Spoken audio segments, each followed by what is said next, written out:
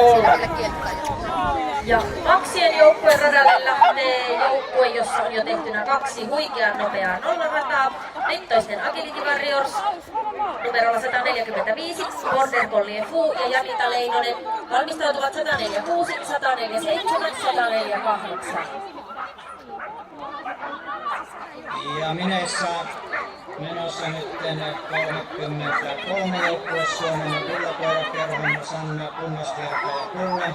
Meidän 2 aikaisempaa koirakkaa ovat tehneet hylätyn suorituksen, joten joukkue on tältä osin tullut hylätyksi. Rovaniemen käyttökoira on 3. koirakka 60-62.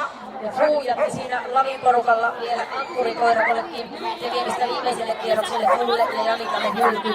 Ja vuoroon maksiradalla 146. Roopelis tiimistä Muvi PP ja Sakjalainen. Tällä porukalla 2 hylkyä.